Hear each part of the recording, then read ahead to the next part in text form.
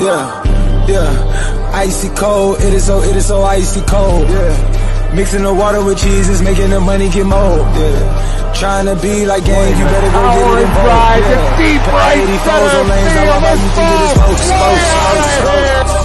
We did it, we said it, we spoke.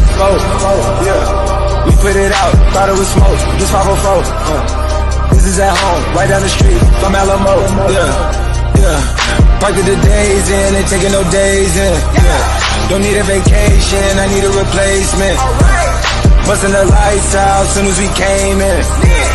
What are they talking about? What is pertaining? Yeah. Need me a therapist to ask if I'm aging. Is it me if you're caving? All of my demons invading. I live here and they're hesitating. They biting the cadence. Go out their way, it's okay. Cause like the bills is the basement. I gotta get with my face in it. Yeah. Icy cold, it is so icy cold. Yeah.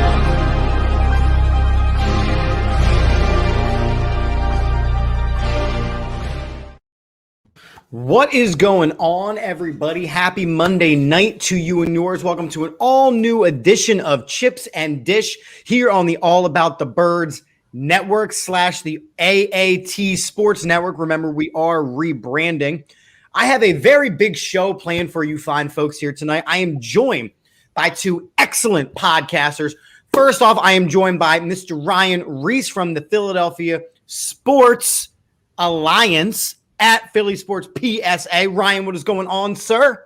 Not much, man. Glad to be here. Thanks for having me, man. Absolutely, man. I was excited to pop on your podcast a little bit in the comments section and harass you and your host. That was enjoyable this afternoon. Always appreciate that. Thank you very much.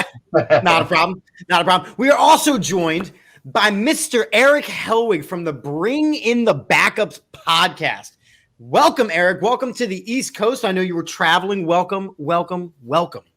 Thanks for having me, brother. Excited to be talking Philly sports. You know, Eagles football is in a good place when your highlight package includes the starting quarterback fumbling. Yes, it does. It does include that. Yeah. And it's so exciting that you're here because bringing the backups, I mean, to me, it's like all about backup players. Gee, what was the big Eagles news over the weekend? It's Minshew Mania, brother. Well, you brought in the big backup guy to talk about Yes, Gardner Minshew, which I am very qualified to talk about. Yeah, listen, I must ask you a lot of questions this fine evening, so I'm going to continue doing that. And while you think about some of your thoughts, we're going to mull it over. I'm going to pay some bills real quick. See, I'm already all about the puns, the mull. Here we go. Adam says, what's up? Yes, I know the Phillies are winning as we do. So, gentlemen, one thing I have to clue you in on is whenever I do a live show on Monday night, if it's the Phillies, if it's the Sixers, if it's the Flyers, they always win. So I have been required to do certain shows on Monday night just so we get our wins. Currently, the Phillies are up. We don't talk about it, but it's happening. Jason checking in. Great guest. Yes. Speaking of backups, the greatest backup of all time, Mr. Shane Falco, because winners want the ball. And Adam, we're going to get to your question in a second. Real quick, let's pay some bills. Statement games, fun free twist on fantasy sports. Link in the bio. Check it out. Oddsjam.com. Use their arbitrage calculator to not lose money. Link in the bio. Check it out. All new designs in the AATbirds.com shop. Make sure you're checking out the all new designs, including the AAT Sports Network. We are rebranding, and that is all available for you in the shop. 99jersey.com. That's where, of course, we get this jersey. Use the code AATBirds20 for a 20% discount. Manscaped.com. I know this is Erick's personal favorite. Your balls will thank you. Use the code AATBirds for 20% off and free shipping. And we are also sponsored by La Terrain Luxury Watches. Use the code AATBirds at checkout for 10% off. Great. Bills are paid. I'm going to have a conversation. What's that? Wait, hold on. I was really hoping when you said you have to pay some bills that like a dick was going to appear right here, and you were just going to. So it's funny that you went that far because at the end of the show, and I played a little snippet for Ryan, you'll hear. So when we're sponsored by Manscaped, like I said, and they send you a script, and they're like, "Hey, read this on the air," and I went, "No, I'm a teacher. I'm going to make a commercial with the script." So you're going to see in about an hour one of the world's worst commercials ever made with some of the greatest subject matter you've ever heard. Great. So make sure you check that. No, Johnny, I'm not going to stand up and do the Coy Detmer celebration, even though in my heart, Coy Detmer is one of my favorite backup quarterbacks of all time. Coy Detmer is the greatest backup Let's quarterback go. of all time. We will talk about this later on. And all right, so listen, I promised my gentlemen friends here that we would talk a little Phillies first, because speaking of backups, right, we're just back up in all this drama with the Philadelphia Phillies right now. Rhys Hoskins done for the year. We have 14 different first basemen to match our 14 different center fielders. We have Zach Eflin. He's ready to come back. Now he's not ready to come back. Now he might be ready to come back. Now he's done for the year. Chase Anderson cut. I mean, I don't even know who's on this team anymore. So my big question for you gentlemen, and Ryan, we're going to start with you. Do the Philadelphia Phillies and whoever they have playing the game right now have a legitimate chance to win the National League East this season? Simple answer, yes. Okay. It's not hard. The NL East is an absolute shit show. Yeah, it is. I mean, the Nationals and the Marlins are just awful baseball teams. The Nationals sold away any decent player they had. The Mets can't even stand their own fans. They're booing them. It's just such a weirdly run organization. And listen, the Braves are the Braves. They're a good team, but they're riddled with injuries as well. So they're only 4.5 back. You know, the Phillies have such an easy schedule. They play cupcakes. Now, granted, they don't always beat the cupcakes, but still. The Braves have a kind of a tough road ahead. They play the Giants a lot, who are just on fire. They play the Dodgers. So I absolutely think they have a legit shot. Will it be close? Will it come down to that series in Atlanta? Probably. It'll be real close. I think it's interesting that you mentioned the fact that, you know, the Braves, they're injured, but they were streaking, and the Nationals, all they have left is Juan Soto. At this point, he's the one solo player they have left on this team. Like, I get it. But this Phillies team plays to the level of their opponents. We saw it this weekend with the Diamondbacks. We saw it against the Pirates. We saw it against all these garbage dumpster fire teams. So how can we expect to say, well, they have the easiest schedule the rest of the way? Eric, how can we say that this team is actually ready to contend for a division title, let alone any kind of October schedule? We can't say it, Chip, Ryan. We can't. We can't be honest to the good people that watch this show. All right, we owe them more. No, well, first off, the Braves the Phillies suck, and it doesn't matter if they're playing cupcakes because they themselves are a cupcake. So it's cupcake versus cupcake, 50-50. I think they're going to finish 500 and miss the playoffs. And I mean, look, I went to go see the Phillies playing I'm in LA, so I watched them play the Dodgers earlier this year. And it looked like the Dodgers were playing the Durham Bulls. I didn't recognize anybody's name on the team. It's like the injuries have been, I don't know what's up. Like, I don't know if the Phillies like training staff is like Joaquin Phoenix in The Master and they're just poisoning their best players every year. But why is everybody always hurt? Everybody's always hurt on this team. Like, and I know it's baseball and it's 162 games, but you're not really doing shit for 8.5 innings. Like, there's no reason to be that injured. But this team is like, I think it's been more snake bit than most with injuries. It's the same deal this year. I mean, who are their best? I don't know. Like, Herrera is playing well, I guess. Okay, somebody who wasn't supposed to, right? Somebody who wasn't even on the team at the beginning. No, now that he's done doing Mortal Kombat uppercuts on his girlfriend and playing baseball, we can watch him be a decent player. But the truth is like, I like that Jankowski, that guy. Yeah, the guy who used to be the Beast in Beauty and the Beast before the spell was broken, right? Who is that guy? Why is that guy there? Like, there's got to be other players that they could bring in. It's like I don't know what's going on. Look, I love the Phillies, but until they go back to their vintage hats, their vintage colors, I feel like, and not the pajama ones they wear now. Like, they need to do like this color with the pinstripes and then a little hint of the baby blue. Right. And I know this isn't like any type of real professional analysis, but this is what I really think. If they take the way the current uniform is, but just change the color scheme and do a little more of the baby blue, not just like the blue stars they have over the eye in Phillies now, a little more of the baby blue.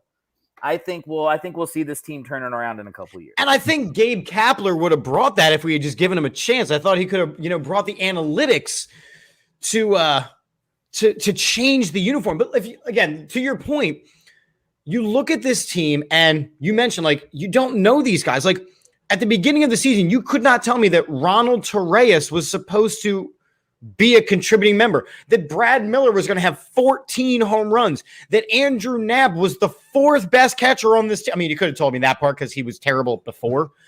You don't even know who pitches for this team anymore. The bullpen, I mean, I think the problem with this Phillies team, beyond the fact that there's zero consistency, beyond the fact that they decided to borrow the Philadelphia Eagles training staff and all of their successes, because like Adam said, the Philadelphia athletic trainers are the worst in the entire world. You have seen it with the Sixers. You've seen it with the Flyers. You've seen it with the Eagles. Now you're seeing it with the Phillies.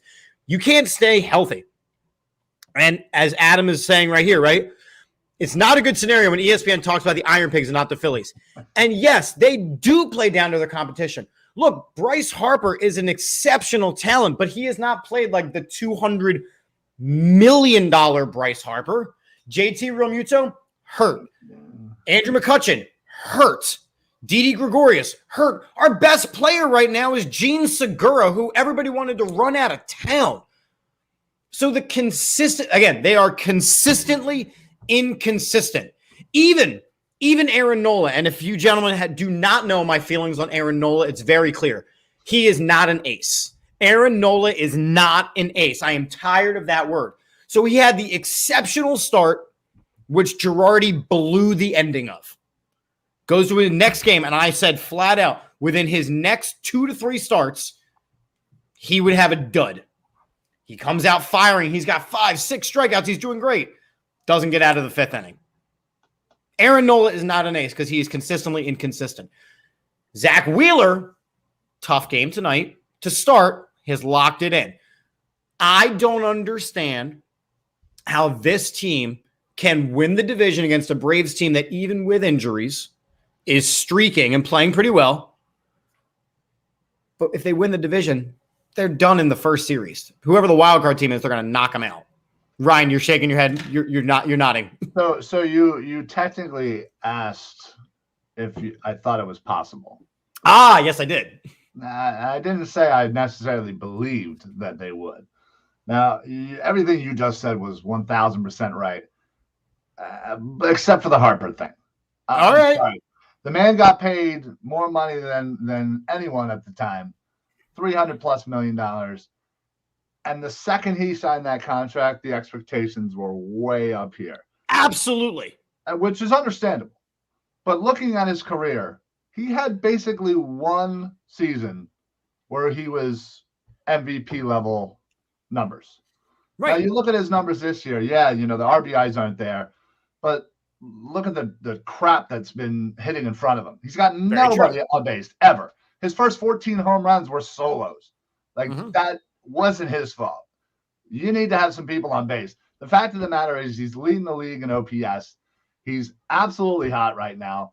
If it wasn't for, Tatis having an amazing season, it would be clear cut that Bryce Harper should be the front runner of the MVP in the NL.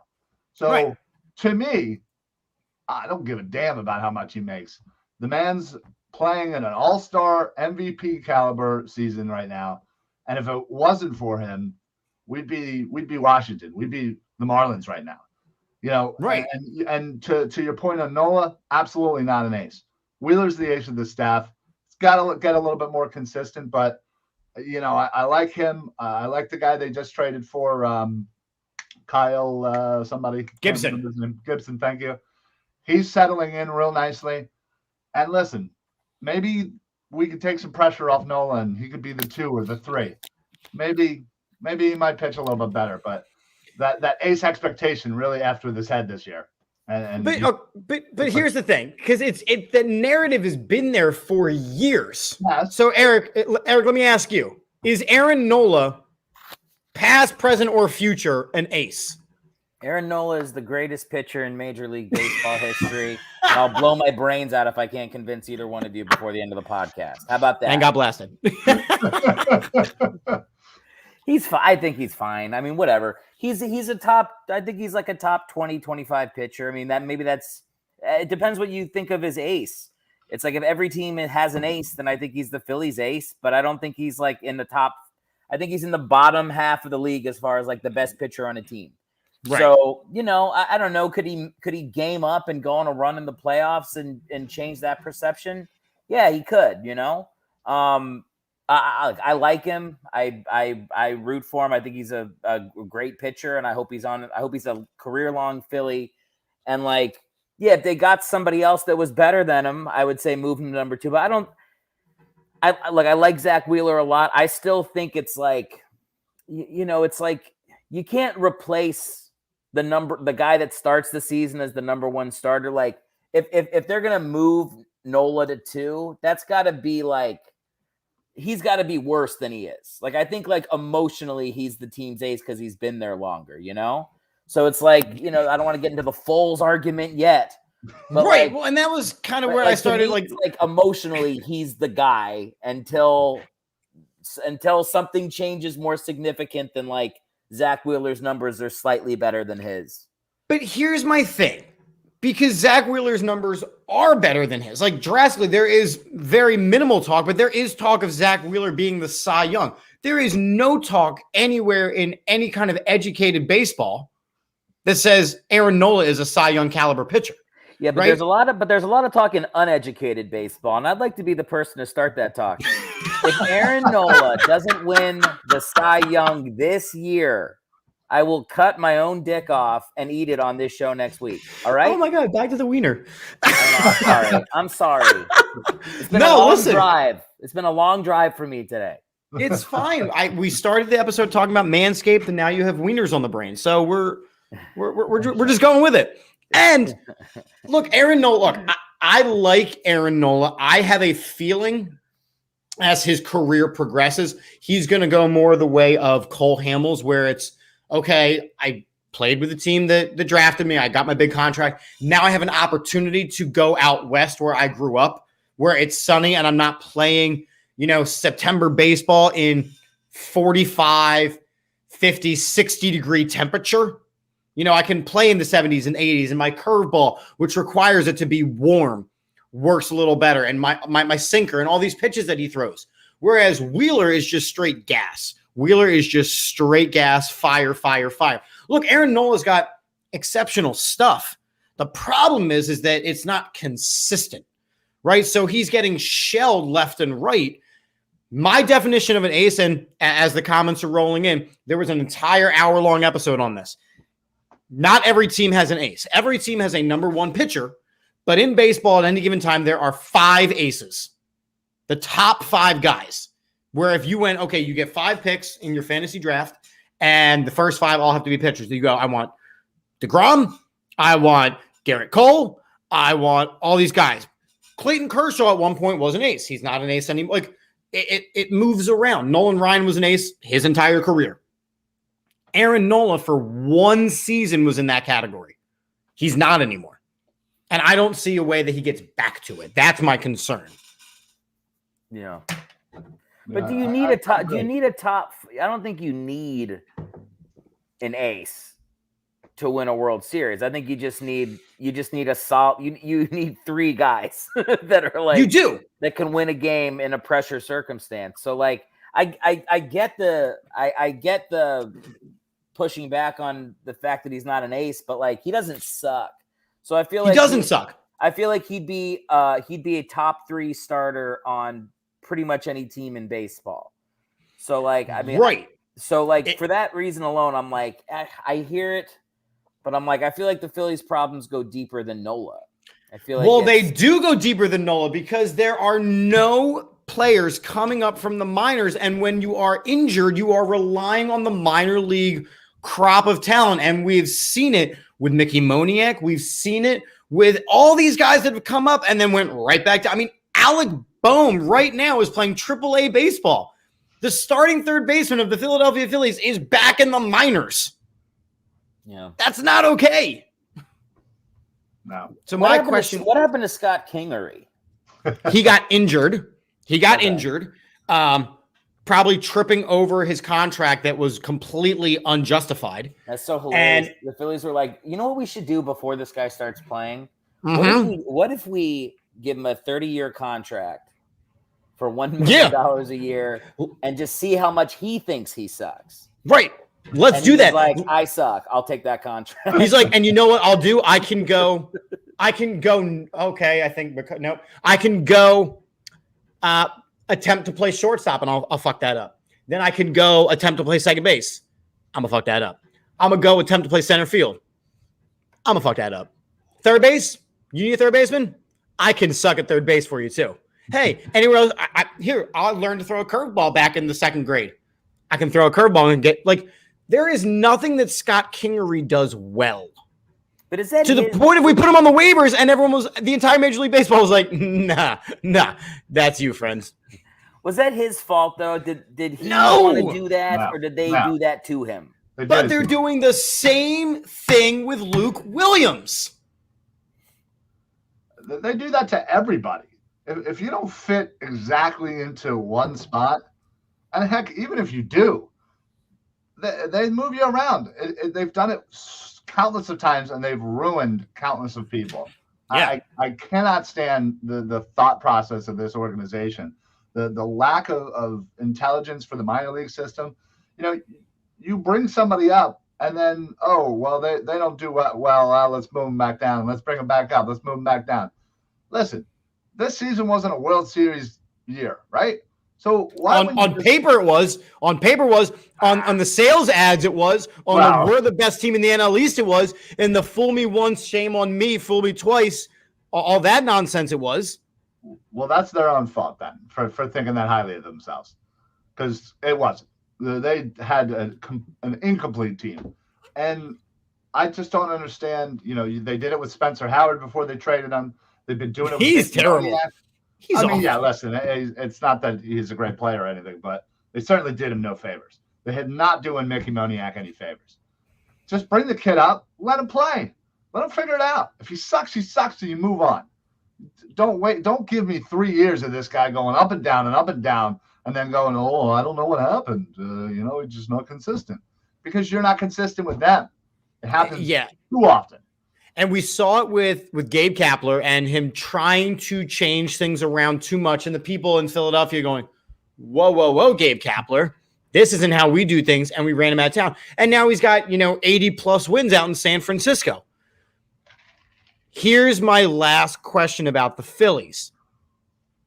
If the Philadelphia Phillies, because they were in first place, because they do have these absolute studs on the team, if they don't end up winning the National League East, should and will Joe Girardi be fired? No, I think. Well, they won't. I think they'll at least give him another year. Okay. I just don't see how he's fitting in here. He has no handle on his pitching staff. He doesn't know when to keep guys in. He doesn't know when to go to his bullpen. Every move he makes, it's the wrong move. Mm-hmm. It really is. So, listen, and people try to defend him and say, he's just not a pitching guy. Well, he's not doing other things well, as all around. So, right. Honestly, I'm not one to usually pull a trigger on firing a guy, but he's clearly not the guy. Why waste another season? Eric, what say you? If Ruben Amaro is available, I say we bring him back and we give him. He is active on Twitter. He's very active on Twitter. Yeah, very. I'd say we either we let him go. I don't know. I don't know enough about baseball. I say whatever Ryan said. That was the thing I was going to say. There you go. Perfect. There you go. Jason says Ruben is available. Ryan seemed to have his thoughts together. He did. They were very well lined up, and Matt here says hi, Ricky Metallica. It happens every once in a while. It's just pure luck. All right. Well, to go then from the nice, clear conversation about the Phillies that we just had, we'll segue easily. First, we'll talk about the dumpster fire that is the Mets, and we'll transition into the dumpster fire that is Minshew Mania, brother. Real quick, the New York Mets fans are booing them so loudly every time they screw something up that the Mets players have started basically thumbs downing the fans every time they do something right. This is happening right now in New York. It is my favorite story because I hate the Mets, right? I hate the Mets. But if you're a player, you do understand that your salary and the players they can put around players like Lindor are directly correlated to how many tickets you sell. So if you shit all over the fans, they'll want to stop coming. Yeah. It's also the most Philadelphia thing I've ever seen. I love it. I have respect. I have respect for a team that can boo their own fans. You know, like I went to a lot of games at the Vet when I was a kid, and I never saw the Phillies do that back. And there were plenty of bad teams that they were being booed very loudly by me, and I was 8. So I kind of love it. I'll also say I lived in New York for 11 years. I don't have a hatred for the Mets. Like the Mets have never been Mets have never been good enough for me to hate them. I hated Atlanta because of course. Yeah, so like my hatred goes to them. The Mets, I'm like, yeah, they suck worse than us and have for like most of my life. Right. So I kind of have a little soft spot. You know, that little apple comes up when they hit a home run. They got the Shake Shack out in center field. They got a nice setup there. I like the blue and the orange, you know. Mr. Met is a giant oversized baseball head. I mean, they're the best minor league baseball team in the Major League Baseball. Well, what's worse is Mets fans are like, we got the best mascot in baseball. It's like, nah, bro, you don't. All right. You really don't. Hold up, because I get to be an expert on this conversation because I was a mascot for 7 years. 3 years in high school, 4 years in college. And I was actually picked by Mr. Dave Raymond, the original Philly fanatic himself, to be my college's mascot. Ain't nobody better in all of sports, not just baseball, than the Philly fanatic. Yeah. Mr. Met can go lick a...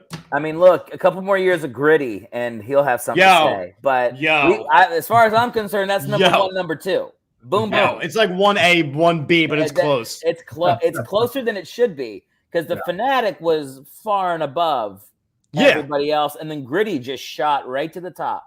Well, because he looks like many people that kind of live in Northeast Philly, and Northeast Philly is pretty big with their hockey, so it's kind of like, you know, that's what I'm talking about. No, he looks like my night terrors if I've been doing meth for 5 weeks. He looks insane. The first time I saw a picture of his face, everyone was like, "What the F is acid this?" into my drink. It was he's crazy looking. But it's a good example of you have to lean into what you are. Like when they were like, should we make him ugly? They were like, yes, make him the ugliest thing that's ever been seen. And it's like that's what is unique about him is like they're not even give him lazy eyes, give him the fanatic pooch. He definitely doesn't wear pants. They didn't even try to make him palatable to a child. I love that. No. I love that. And meanwhile, my 7-year-old is going to be Gritty for Halloween.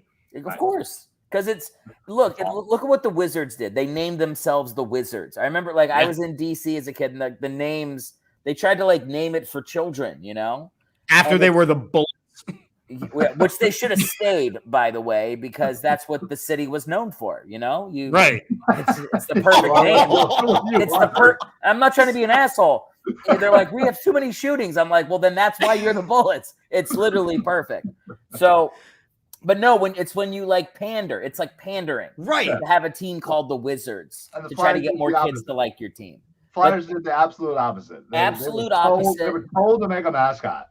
And they said, you know what, NHL, fuck you. We're gonna make the worst mascot possible, and just embraced by the city. And everyone's going to fucking love him. Yeah, it's great. It's great. Like pushing kids and stuff. It's great. It's so perfect. It's so perfect for the city, and it is such a fuck you to the idea of a mascot to make it that atrocious looking. And I laugh hard every time I see him. It's so great, and I feel bad that other cities don't get that experience. Right. With their and the thing that I love the most about it is like he catapulted to national and international recognition so quickly. Like I see Matt's comment here, like I'm waiting on the Kraken mascot because I can't wait for the Seattle Kraken. I'm so excited for that. Again, talk about like you're Seattle, you're basically underwater. You're either the Kraken or the Submarines. Like you had two choices there. I'm excited to see that, but I will not resonate with me like Gritty does. Everyone knows what Gritty looks like because he catapulted up. The Philly Fanatic, same way. Like Matt says, we have two mascots who have been in lawsuits, but two mascots who are internationally recognized. Yeah. That's fantastic. Yeah. Name the other city that has that. Nobody. Well, there's Mr. Met. But name another one. in New York. And they got 8 teams, and you can't name another one. There's the walking pair of pants for the New York Knicks, because they're the Knickerbockers. I don't know if that's actually that'd be a great mascot if you were just literally a pair of pants. I can't have two eyes where the pockets are. All right. Yeah. Eric, I brought you on here for a reason. So before we get into this, can you tell me a little bit about your podcast and what it is that you do with your Bringing the Backups podcast? In fact, I'm even going to spotlight you because this is how important this is. Bam! Oh, wow. Look at that. I don't know if I'm ready for this type of pressure. Wouldn't it be hilarious if this was too much pressure for me? And you just like leave. I'm like well, there he goes. How screwed am I in entertainment if this is the too much pressure moment? I just can't handle a spotlight on a podcast. Yeah, so my podcast, it's called Bringing the Backups. Every episode, I choose a backup quarterback from the league. I've done 2 Eagles so far. My favorite ever, Coy Detmer, was my first episode. I really could have called the podcast, I want to do an episode about Coy Detmer, because that's really the only reason I started it. And then after the first episode, I was like, oh, I should probably keep going. People liked it. So it could have been People love an underdog. Yeah, I also did a Bobby Horing episode towards the end of the first season. He was great as a backup, and then they're like, go be a starter, and he was like, nah. Hey man, he showed us he made us all come against the Bengals in week 15 of 1997. And we all said, hey, he beat the Bengals. So yeah, but anyway, the podcast is like every episode I pick a backup quarterback, and I do not talk about sports that much. Like it's mostly a comedy podcast, but I come back to sports a lot. So it's kind of like a theme in the show, and I try to tie in usually I spend a lot of time shitting on what the quarterback's done after they left the NFL. I spent a lot of time talking about Bobby Hoying's real estate business in Ohio on his episode. And I go through his website and kind of make fun of their slogan, which is too long. I do some investigative digging on the podcast as well, which is to say I read the Wikipedia page live and go, oh my God, that happened. So it's really, you should prepare yourself for a comedy podcast. What I tell people is if you like sports, you're going to get a little bit of that, but liking comedy is like the number one thing to enjoy the pod. And then if you have a person in your life that doesn't like sports, there's usually enough bits and other interviews that I do in the show to kind of balance it out. So it's a good way to get your wife to not fucking hate you on Sundays when you're watching football, because it's like it's like microdosing sports, you know? You get like a little drop, but it's like it's a good listen for someone trying to convince a partner to be a little more into it. Okay, I like it. Yep. Well, so I kind of love that. And the reason why I was like, listen, I follow your stuff. I've listened to your stuff. It is hysterical. The Philadelphia Eagles, as they like to do, brought in some drama in the backup quarterback position once again. This is the city that is now famous for having built a statue for a backup quarterback who won a Super Bowl, and then they traded him to they ripped off Jacksonville. He shatters his elbow. They pawn him off on the Bears. I mean, we have gotten more Nick Foles. The fact that we as Philadelphians really believe in this whole underdog story now, where every backup quarterback on the roster is going to be great, unless you're Nick Sudfeld. Well, Chip, you left off the most important part of that Nick Foles statue part. Is they built the statue while Carson Wentz was still on the team. That's the part where you're like, it's one thing to have a statue of a backup quarterback. It's another thing to do it when that backup and the starter are still on the same fucking team, which is what they did. It's truly like, it's a level of like self-sabotage that should be written down and studied in history. I mean, it would be right near the inscription, there'll be a big ass statue of Nick Foles calling him. It would be like if my wife erected a statue of the last dude she was banging in our kitchen, and I had to walk by it every day while I'm trying to get a sandwich. Even if I'm the most progressive dude in the world, eventually I'm going to stub my toe on it and be like, you couldn't throw a cloth over it? I got to stare this motherfucker in the face every day. It's insane. It's truly like a lack of understanding of human nature to put somebody in a position. And look, Carson Wentz is, let's be real, like in football terms, he's a pussy. Which is to say, he's pretty soft mentally and physically. But this is when I say I mean like a million times tougher than me, you, or Ryan. But for a football player, huge pussy. And like, which is, it's important to say, would kick my ass in real life. I would tap out very quickly in a fight. Strong man, I'm sure.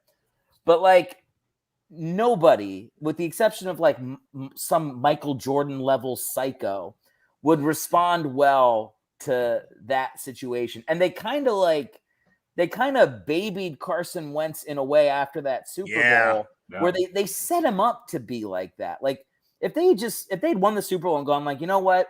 Carson's the backup. Nick Foles is the starter. You know what would have happened the next season? They would have been like 500 in week 11. Foles would have gotten injured or benched, and Wentz could have come in and been the hero and gotten his little confidence boost and done what Foles put a statue right next to it. Exactly. But instead they were like, he's our starter no matter what. Like literally as they were winning the Super Bowl, they said that. And you're like, well, why? Dude, it's so offensive to like the competitive nature of a football player to be like, you just won the Super Bowl with this guy, but we're going to go back to the guy that was playing. It's what the Ravens did when they were like, hey, we won with Trent Dilfer. Imagine what we'll do with Elvis Gerbach.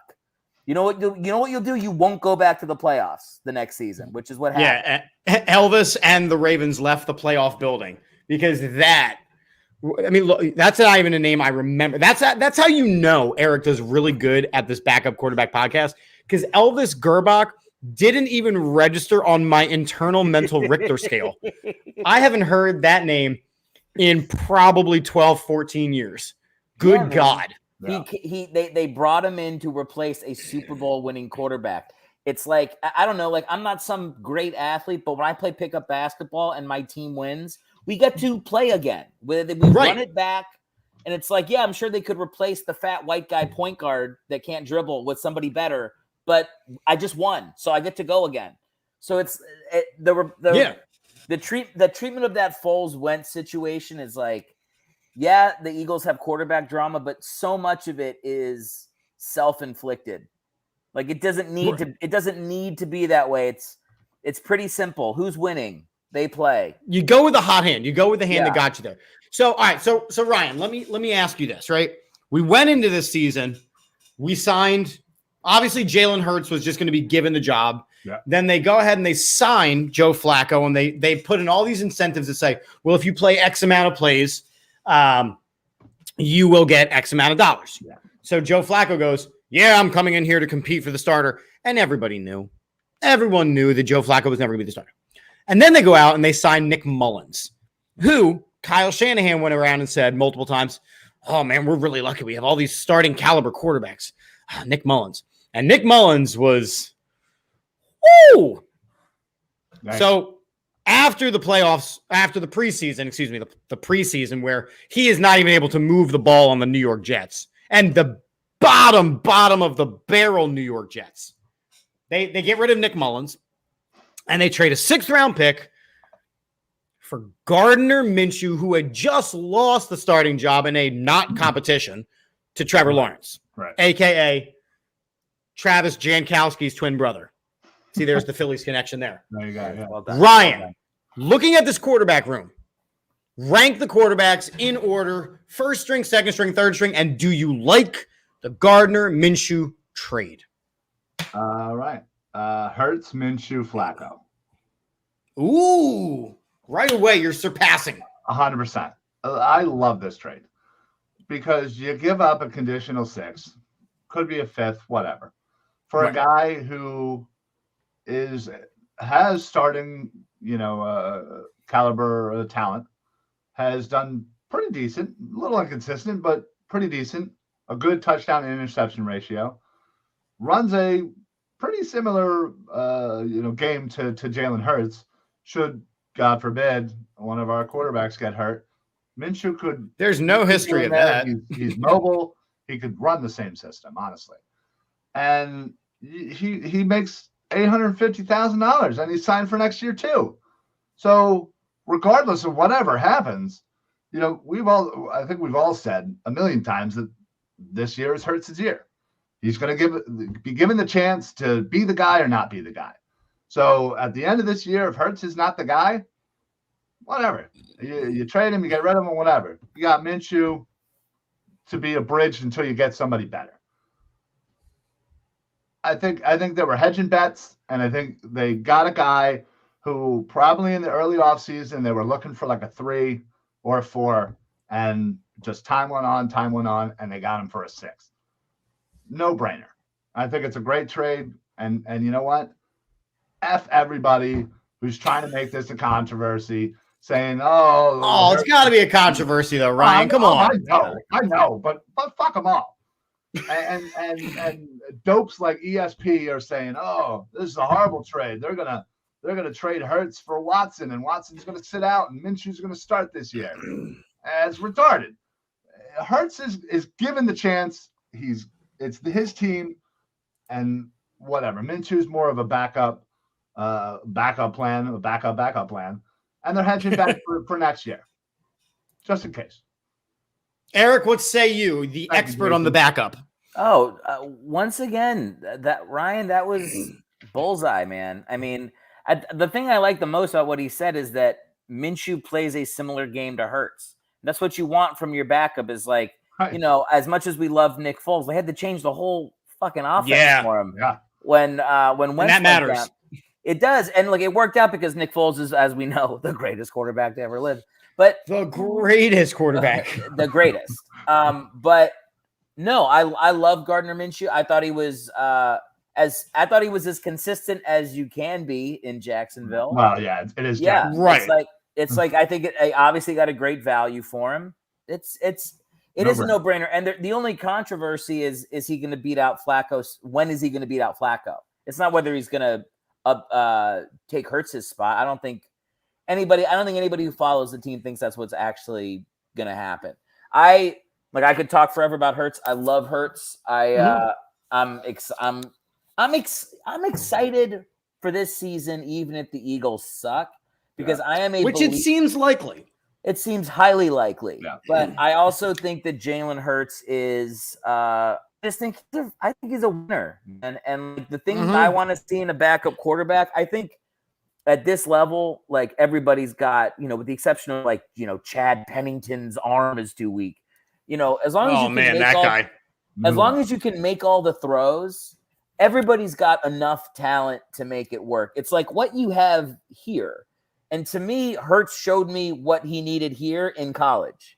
He showed me what happened. We saw what happened with Wentz when he couldn't, they couldn't even talk about benching him, and how threatened he was by Foles. Meanwhile, Jalen Hurts got benched in halftime of a national championship game, came back as a backup, and then helped them win the championship the next year as a backup. Then goes to Oklahoma, and they're like, he's going to be in a passing offense. He can't throw. Well, he fucking taught himself to do it, and was I believe second in college football that year in total passing. So it's that actually matters a lot more to me than like the X's and O's of like Jalen Hurts' game. It's like the fact that the dude is a gamer, that he's mentally tough. I trust someone like that to keep getting better versus someone who was a quarterback at, North Dakota State Central and was throwing passes when the cornerback looked like me. I trust Jalen Hurts' experience and body of work as it already stands.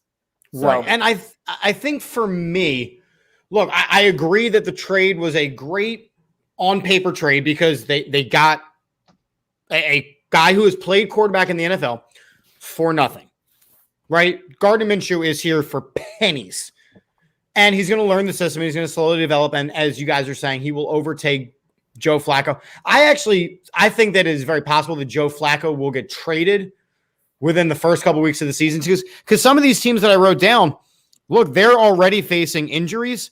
Like, Indianapolis, they don't have a healthy quarterback. Dallas, if it's not Dak, they don't have a good quarterback. Like, there are places in the NFL where Joe Flacco can go to start. Yeah.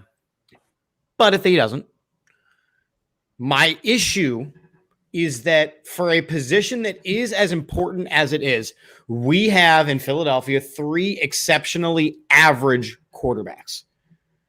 Jalen Hurts, we have seen 4 games from and 4 plays in the preseason. We have no idea what he is, and he's going to be given the keys to the kingdom because he played well during joint practices. Cool. And I hope, Eric, that you're right, that he is indeed the gamer that he is. And I do think that he's saying all the right things, but I think there's definitely a big learning curve that he has to now jump over. Joe Flacco is washed up. He never was a great quarterback. Again, another small school kind of guy, Delaware. Shout out to Delaware. But again, another small Blue school. Hens, baby. Blue Hens. Even the time when you took him to the Super Bowl, he wasn't exceptional. Oh, come on. He was just. Come on. He wasn't exceptional. Yes, he was. Go back and look at the games that he. I always had this debate with Flacco haters. It's like, I get it. He's Aaron Nola. He's not an ace. But like, listen, he had an amazing season that year. And they don't win the Super Bowl without him. Like, it wasn't true. Like, the defense was not like the Ravens defense of 2000 when That's Flacco true. won. He was sick that year. So look, he played. He had a great contract year. I think Albert Bell did the same thing for the year. Like, it happens in sports. And he had it at a time when they won the Super Bowl, so he got paid. But like, look, I think what's crazy about what you're saying is that you're saying you think he'll get traded to another team to start. That means that the league values Flacco more than they value Minshew, which I do not. I think Gardner Minshew would be a much better quarterback for any of those teams you mentioned that are in need of a starter right now. So I'd be very surprised if Flacco doesn't stay on the Eagles, but maybe you're right. Maybe the concern is not the conventional thing. So the concern is that you have to look at where each of these players are in their career. Gardner Minshew is at the beginning of his career. Joe Flacco is at the tail end. So if you trade him to a Dallas because Dak is hurt, Dak is still the quarterback when he gets back. Flacco will simply move to the side. If you trade him in Indianapolis, Carson Wentz is the guy. When Carson Wentz gets back, they'll move Flacco to the side. So that's where the Minshew versus Flacco thing matters. Simply where the other quarterbacks who are the franchise quarterbacks are in their careers compared to where Flacco is. Yeah, I just really don't understand why Jacksonville even traded him at this point. Like, why? I don't either, because who's their backup? Right. Like, well, right. Who knows? I'm looking it up while you speak. Yeah, some bum. But like, still, look, why wouldn't you just wait a couple of games? Somebody's ultimately gonna get hurt. And you have this guy right here. You can get your third or your fourth. You trade him away. Boom. Everybody's happy. Ryan, you ready for this? It's Trevor Lawrence, CJ Beathard or CJ Beathard, however you prefer to say it. Yep, I'm going to go with Beathard from the quarterback-loaded San Francisco 49ers. Yeah. And then Jake Luton. Jake who? Jake Luton from Washington. Is he from Washington? Oh, yeah. I believe so. Luton. Either way, Gardner Minshew is better than all of them. Oh, yeah. Oregon State. Okay. Close enough. I knew some liberal bastion. He was born in Washington. If that was what we were thinking of. Oh, that must have been what I meant. Have credit. Yeah. But again, like, The point is now Flacco is going to be that guy. Obviously, you're not going to get that high of a value for him, but when somebody gets hurt, hey, I have Flacco. He's not doing anything. Here, take him off our hands for a fifth or sixth round pick. We'll get that pick back, and you basically just traded Minshew for Flacco. Like that's a win-win for me.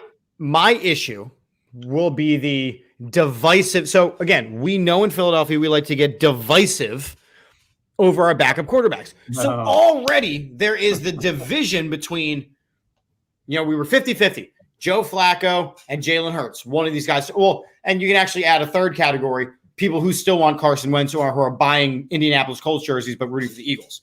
Now it's divided. Now there's a fourth. Before you add that fourth? Okay, so there's a fifth. Go ahead. Who's your fourth? So the fourth. Nick Foles. Who am I kidding?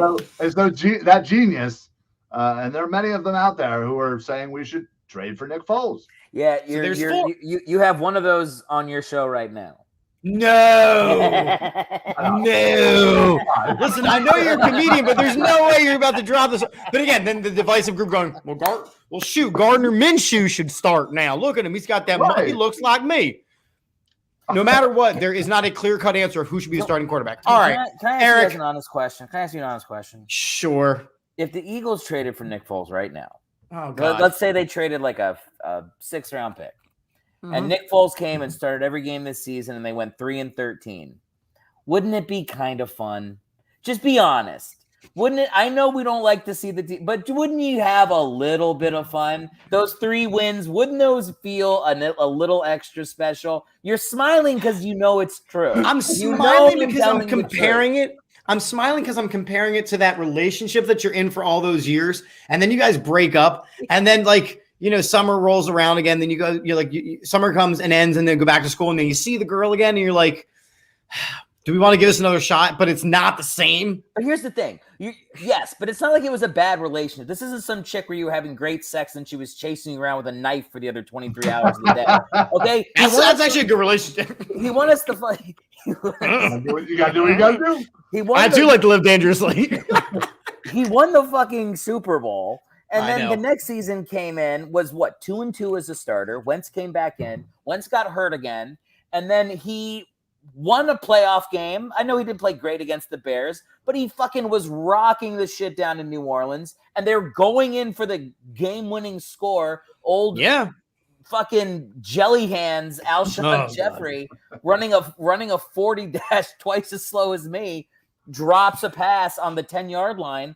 I mean, what else do we want from Foles? I'm sorry. Yes, bring him back. Why did we break up?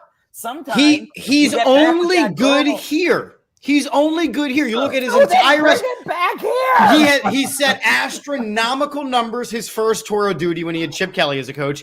Then he goes to the Rams and just almost fails out of the league. He comes back here. He wins a goddamn Super Bowl. He goes to Jacksonville. He's terrible. He goes to Chicago. He loses the job. I mean, why not? Dude, I hugged my father in the streets of Philadelphia. I don't need to make an argument bigger than that. I hugged my own father. We don't hug often. It was a big moment. Nick Foles, bring him back, baby. Bring him back. Look, how can you ever move forward? Jalen Hurts is allegedly the future. It's the same reason why all these sports radio. I want Nick Foles to be quarterback. I'm going to take back what Eric said. Okay. Jalen Hurts is mentally capable to handle something like that. Agreed. Listen, Nick Foles most likely is not coming back, but he's not coming back because as Matt says, we have to move forward. We have to move forward. Go ahead. I love going on podcasts and ruining them with this issue. No, that's not ruining. It's great. Ryan, what's your point though? No, I mean, I'm just saying Hurts wouldn't be able to handle it. He wouldn't be soft like Wentz and go cry about it and then get benched and blah, blah, blah, blah, blah. Never talk to the media again. Hurts is fine, man. He has been through some shit. He has gone here. He's gone there. He doesn't say shit. He does his job. He gets an opportunity. He takes advantage. He can handle it 1,000 more than anything. And Eric, I hear you. I hear what you want in your heart and in your soul. More than anything, I want Nick Foles to get traded to Indianapolis. Oh, yeah, that would be great. That would be really funny. I love that. I kind of need it. That was so fun when I read that story and I saw his press conference where he was like, please take me. I started laughing so hard. I started laughing so hard at the idea of Nick Foles just following Carson Wentz everywhere he goes for the rest of his life. Like if Carson Wentz gets personal a job Jason. If Carson Wentz gets a job at Subway, I want Nick Foles to become the manager. I want Nick Foles to haunt him forever. And I remember I was watching like ESPN, that fucking dumpster fire. And it was Dan Orlovsky was like getting real mad at whoever they were talking to about two guys were saying Eagles should bring back Foles. And I just wished I could have been a commentator because I remember Orlovsky was just like, why? And I would have been like, right, because it's hilarious. Because we're all gonna die. You'll sell tickets because we're all gonna die. We're all just meat with holes. And I'm telling you that I'm offering you a chance to laugh your ass off for an entire season while your team loses. When has that ever been the case in Philadelphia? Or or in Indianapolis for that point? Like, if he went to the Colts, it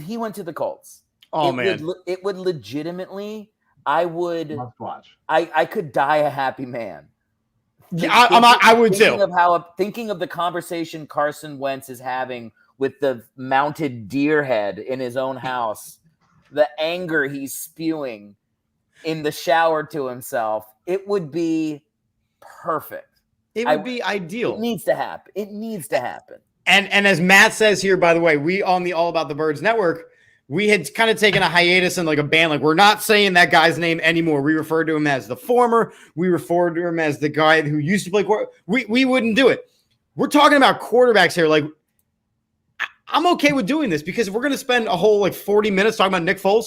We're going to talk about how much I want him to haunt Carson Wentz's every waking moment at this point. It's hysterical. I'd watch every single Indianapolis. I'd be a season ticket holder. I might actually buy season tickets. I would move to Indianapolis. I would change my name to Colt. They mentioned Coy Detmer in the comments before. I do want to talk about him. Talk about Coy Detmer. Well, what do you guys remember? Because I know everything about him. So you guys start. I love Coy Detmer because I remember his brother Ty. Like, when I started watching I want to say the 1998 playoff game against the Lions. Like, that's when I really started watching football. Again, so I was born in 86. I started when I was maybe even younger. But I remember that game, and I remember the Rodney Peets and all those guys, and I remember Ty Detmer, and he was okay. And I remember these guys. Coy Detmer comes in. He is unkempt. He has this humongous mug on his face. Right? He was one of the last guys that I remember as a quarterback that was the holder for extra points. I miss that. I miss that so much because it added an extra element to your special teams trickery. And then I remember the elbow. He is playing out of his ever-loving mind, and then his elbow gets bent so far back he can actually wrap it around his head 2 to 3 times, and my friend was never the same. I love Coy Detmer and his pickup truck that he would drive, even though he had a little bit more money than that. He also did like that little he had his leg kick, like he was getting bamboo shoots stuck up his nose. The legs are going. That's exactly what I remember is him holding his elbow and kicking like a 4-year-old. But you know what else? I love Coy Detmer, so I watched every full game on YouTube that he ever played. He did that kick 3 different times. Like, he did it once against the Patriots in '98, where he was hurt, and then he came out 5 seconds later and threw a touchdown. So he's a little bit of a drama queen with that. Sure, I love it. But the dislocated elbow is incredibly painful. It was grotesque. It was grotesque. It was one of those moments where you're like, I don't want to keep watching it, but they're going to continue showing it. I'm like, I can't believe you didn't. Okay, so I'll say the first thing I liked about Koy Detmer was the game I remember was when the Eagles went to Green Bay on Monday Night Football, Mhm. and it was the Bobby Hoying season, 98. Yeah. Bobby Hoying had thrown like no touchdowns in 11 games or something. And the first game, they were like, okay, we're done with Bobby Hoying. They went to some other guy. He sucked. He got hurt. And then it was Koy Detmer. And Right. this is like the year the Packers, I think they went to the Super Bowl. I can't remember. Yeah, I think that was that year. Yeah. Yeah. And the Eagles lost 16-24 at Lambeau, but they were in it. And Koy Detmer was so ballsy in the game. He was like, he did like the touchdown celebration at Favre, and then Favre threw a touchdown and like did it back to Koy Detmer. and as soon as that happened, I was like, it's Brett Favre. He's clearly going to the Hall of Fame. I'm 13 years old, and I'm watching Brett Favre sink to the level of the Eagles' third string quarterback. This guy is my favorite guy ever. And I remember John Madden at one point goes like, he's like a little Brett Favre without the talent. And I was like, oh, they're just making him so likable. That's why you can say whatever you want to. I fell in love with him after that game, and I was always rooting for him to get a shot. A chance. He played it. He had like one game against the Patriots in 99 where he threw 3 touchdowns. It was pretty sweet. And then obviously that 49ers game, like he got that chance.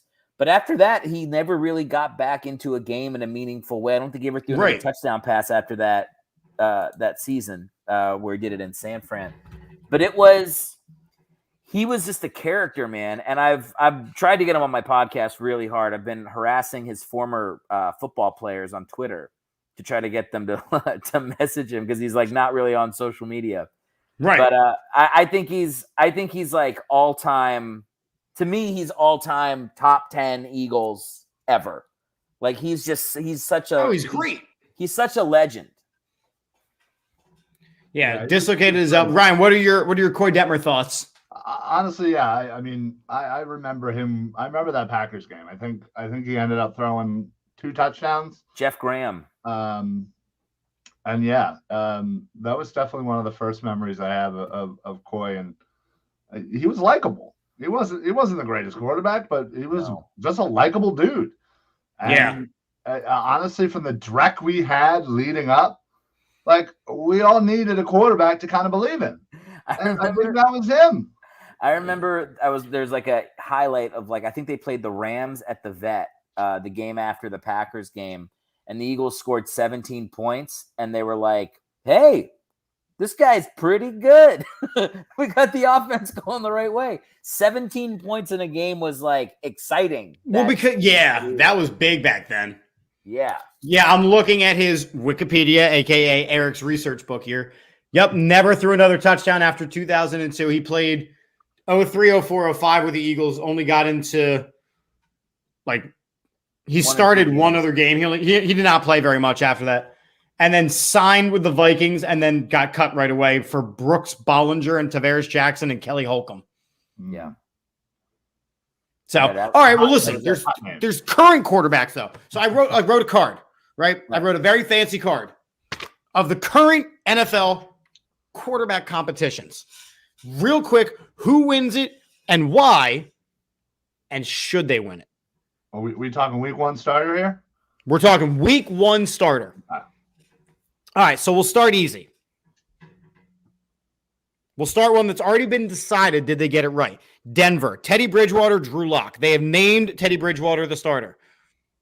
Ryan, we'll start with you, then we'll go to Erick. Oh, God, does it really matter? I mean, seriously. I mean, both those quarterbacks are not good, but they show flashes. Again, you brought in Bridgewater for a reason. You have Drew Lock, who's a young kid.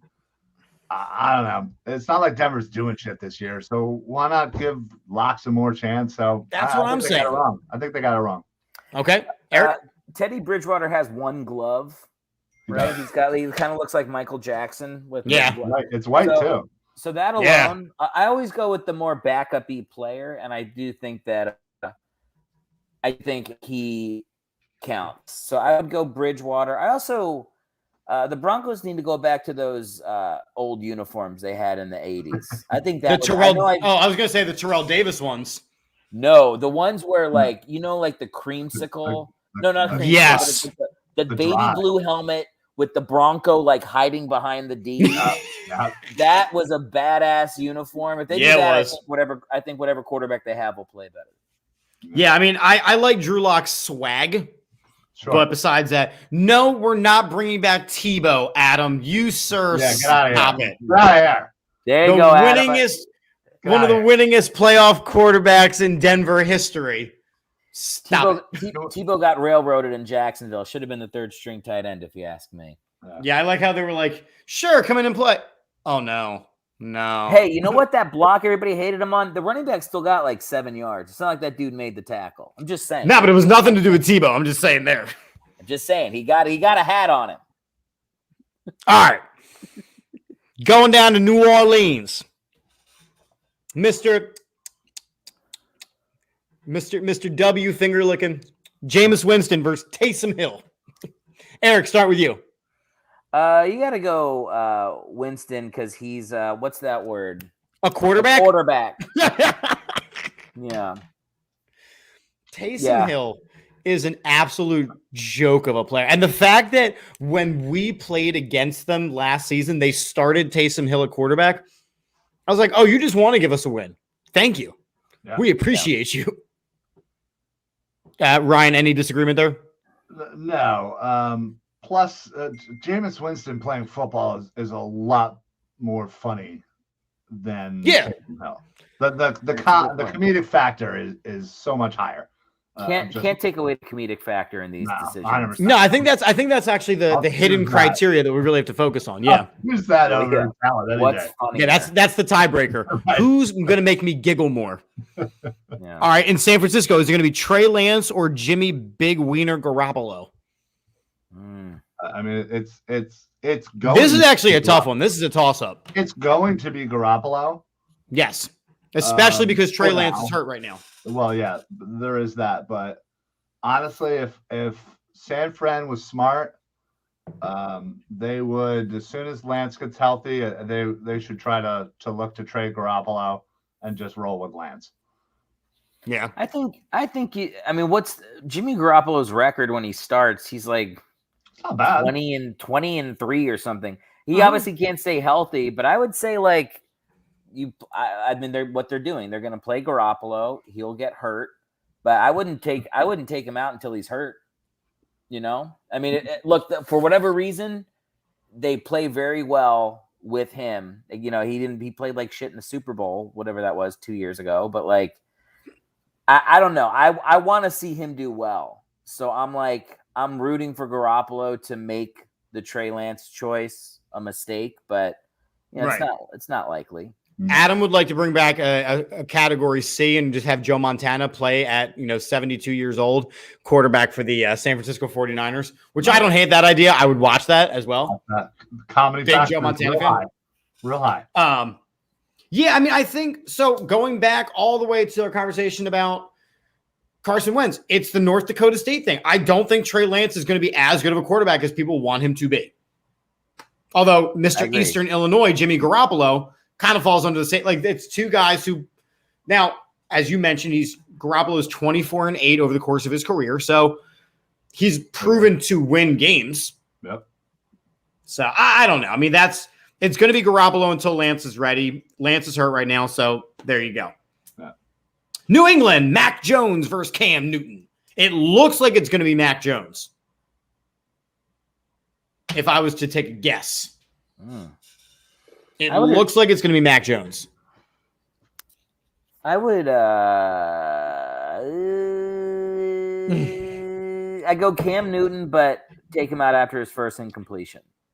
Sure, yeah. So he actually got taken out last Tuesday for his week 1 series. Yep, absolutely. Listen, when you have somebody like Cam Newton who's established, it may not be what he once was. And a rookie, and there's a clear block for the rookie to get to the start. You got to play the vet, and listen, let it play out. Again, unless you're somehow Super Bowl contending, blah blah blah. You just let it play out. Let Cam open the door for Mac Jones. I think Cam Newton's problem in New England is the offense is too rigid, where he doesn't get to be like in Carolina. He was allowed to be creative and run and do exciting things. New England, you either follow the letter of the law or Bill Belichick murders you. Yeah. Mac Jones is going to be better at following orders because he already played for Nick Saban. So he already knows a professional style offense. Cam Newton struggled last year, and I don't see it getting any better. The other problem for Cam Newton is he's a old sack of shit, and he's not gonna last 3 games. Yeah, the other thing is, I agree. He's got like the tree rings, except it's his hair. So every year he gets older, his hair gets taller. Yeah, he's not even that old. He's just his style of play aged him. That Bobby only has so many hits, and I feel like he's hit his max with that. I agree with Ryan. Like, you let the vet play, and it's like that situation that happened in Seattle. Like, not every rookie is Russell Wilson, and not every vet is Matt Flynn. It's like usually you let the old guy go, and we get to see the scene from Any Given Sunday where Dennis Quaid is mad. Like that shatters his spine 13 different ways. That's the way of it's like wrestling where like the heel has to go, like the wrestler always has to go out losing to give up to the young guy. It's always the old guy's got to be on his back. I can't go anymore, and the young guy comes in, and then the old guy and the new guy get close to each other, and the new guy says thank you. But like where the audience can't see it, it's like wrestling. So I think that's what's got to happen. The NFL, man, it's the best drama in the world. It is. I wrote it down here as a 3-man race in Chicago. Eric, I already feel like I know what you're going to say, but who should start in Chicago? Andy Dalton, Justin Fields, or Big Dick Nick? One man has been wronged, and we know who that man is. Now, if you talk about a guy that I think has a likelihood to get traded to a team that needs a starter, it's Andy Dalton. I don't know. Really? Totally. Yeah. Over Foles. Because he was promised a starting job. Andy Dalton was promised the Chicago starting job. Yeah, but then they got Justin Fields, and he looks good. And change. Right. Please name for me the successful Ohio State quarterbacks in the history of the NFL. Craig Wenzel. Jim Bob McPooper Pants. Bobby Hoying. But no, he was. Yeah. That's how I know you're a comedian. Nothing but that. That's a joke that's now cycled back all the way. I mean, and I always say like you need one quarterback from Ohio State to break the narrative that no quarterback from Ohio State is good. Yeah. It might be Justin Fields. It might not be. I like Justin Fields a lot. I don't know. I like all 3 of those quarterbacks. So that's a loaded room. That's a good room. That's a great. Nick Foles is your 3rd string quarterback.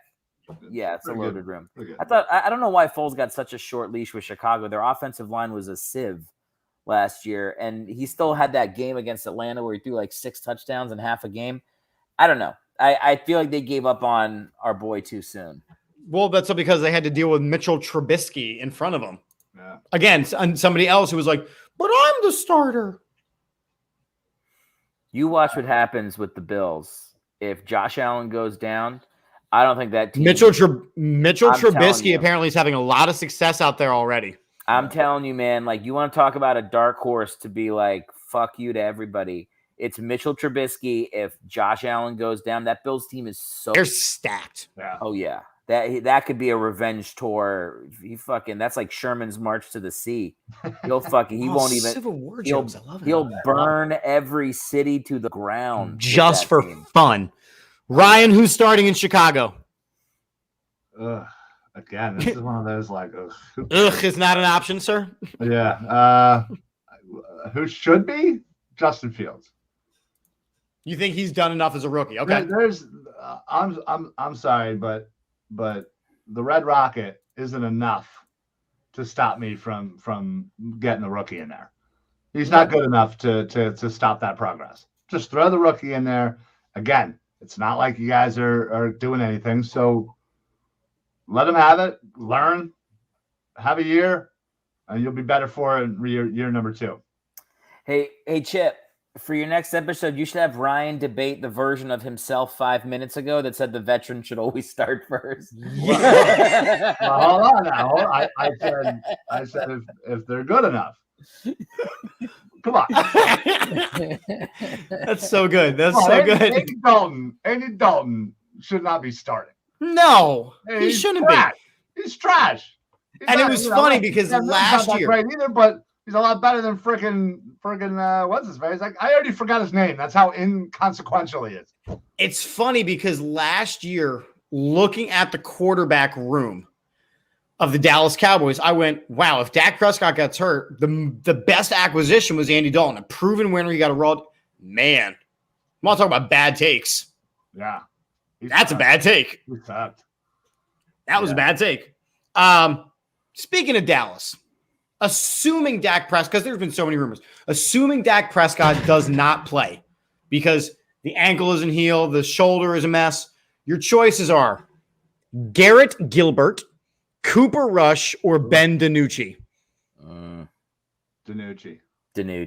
Nooch. Gotta go with the Nooch. Kind of sounds like a pasta I want to try. Yeah, can I have, He also he went to JMU, FCS quarterback. How are you not rooting for him? Yeah. I've been watching Hard Knocks because it's one of my guilty pleasures. And they're like, oh, yeah, you're going to put the sleeve on. You're going to be cool. All right, DiNucci, go out there. Throws 3 picks. He's like, I'm like, dude, you suck. You've always sucked. Adam would like Cooper Rush to be the starter. Sure. If Dak Prescott doesn't play, this team is doomed right away. Yeah, 100%. That's it. And final one. Who should start? The entire Indianapolis Colts quarterback room or the injuries? Injuries. Because that team Can is we a damn mess. update that and say COVID? Man, talk about a mistake not keeping Brissett. Yep. That's like that looks so bad now. Yeah. That looks so bad now. Because now you've got Carson, was dealing with the foot injury, now dealing with the COVID. Jacob Eason, you've got Sam Ellinger, who is out, and Brett Hundley is your backup to the backup to the backup. Brett Hundley was bad in college. Yeah. He wasn't even good in college. You know, he probably has like the build. I guess. I feel like it's like old baseball where they're like, he's good looking. He looks like a football player. He looks like a Yankee. I don't know why. He was not good in college. Not at all. All right, listen. I want to wrap with one of these stories that just keeps getting better as you hear it. And Eric, I don't know if you have heard this because you were traveling. Ryan, I am seeing this live as we speak. So do you remember over the past weekend, there was a high school football game televised on ESPN, right? And the one team was superb and exceptional, incredible, nationally ranked. And the other team was like, oh, they told us they've got like 3 to 4 Division I talented players. We haven't found any records of that. This team was called Bishop Sycamore out of Ohio. Here's where the story is incredible. Bishop Sycamore is a made-up high school. There is no record of this high school in the entire state of Ohio, and they somehow convinced ESPN to nationally televise this team where the guy who is the alleged head coach has an active arrest warrant out. Nice. Most of the players were junior college dropouts, and they played 2 games in 3 days under this ruse. That's awesome. What? That doesn't even make sense. Like, I don't know why they would do that, but it is my very favorite thing that has been happening right now. In fact, I'm going to show you the clip of the announcers for ESPN absolutely crapping all over this team. Now, mind you, this is 30-0 in the second quarter. Listen to the ESPN announcers. This is before all this information came out. Bishop Sycamore told us they had a number of Division I prospects on their roster. To be frank, a lot of that we could not verify. They did not show up in our database. They did not show up in the databases of other recruiting services. So it's okay. If that's what you're telling us, fine. That's how we take it in. From what we've seen so far, this is not a fair fight. And there's got to be a point now, Luke, where you do worry about health and safety. I already am worried about it. I think it's this could potentially be dangerous. I think that hold on, this was a pretty good clue. Can we look at the very fancy uniforms of this team? And there's Black on white on no logo on the helmet. Like, why would you fake your way to play on ESPN just to get your ass kicked? I don't know, but it's exceptional.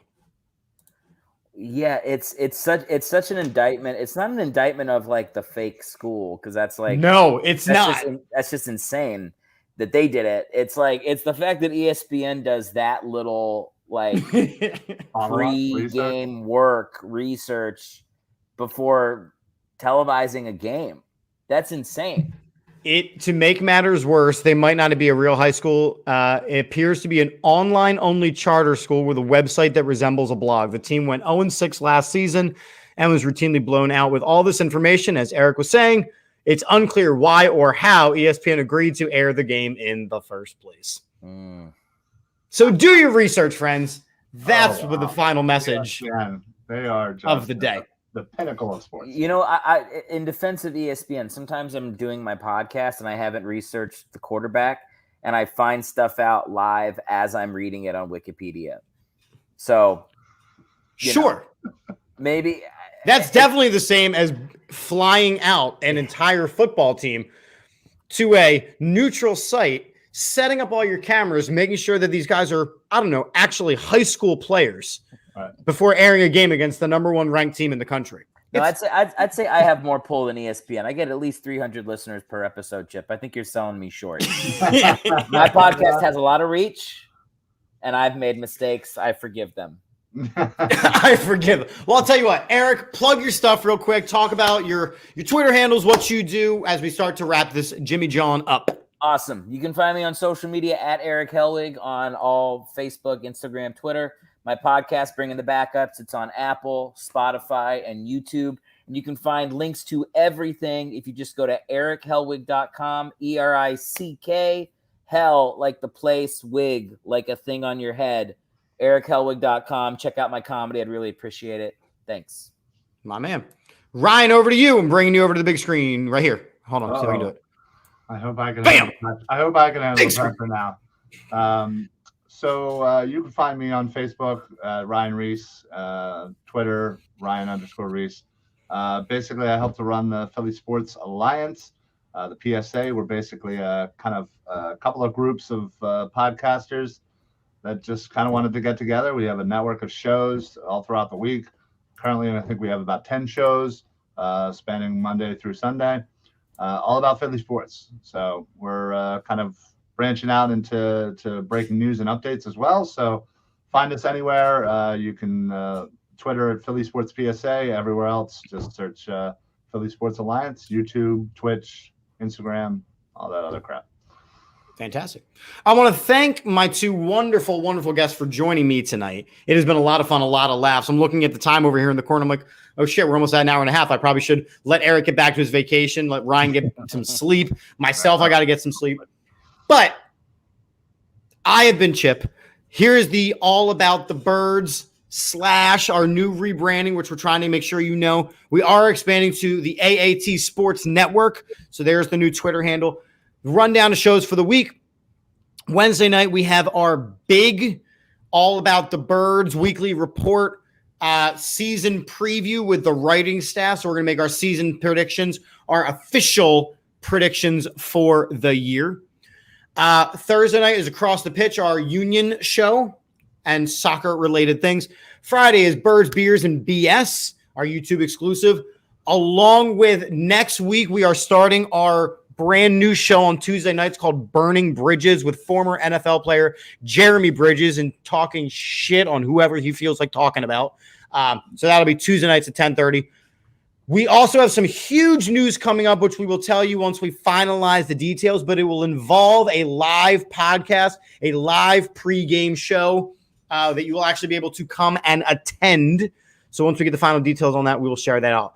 All of our sponsors are in the bio to the show, so make sure you are checking them out. Again, just real quick, 99 Jersey, oddsjam.com, Statement Games, aatbirds.com/shop, Lots of Rain Watches, and manscaped.com. We end every show here on the All About the Birds Network with, Go Birds. And we end every show here on a Monday night with, we're out of beer, so we're out of here. Gentlemen, again, I want to thank you for joining me. It's been a pleasure. It's been a lot of fun. Absolutely. And, Chip, are you going to let them know that I'm replacing you as host? Yes. Yes, absolutely. Any night where I don't feel like doing chips and any night that I don't feel like doing chips and dish, I'll be like, yo, I'm bringing in the Hellwig. And they'll be like, what does that mean? And your face will just pop up. And you'll just do the Koi Dapper dance. There you go.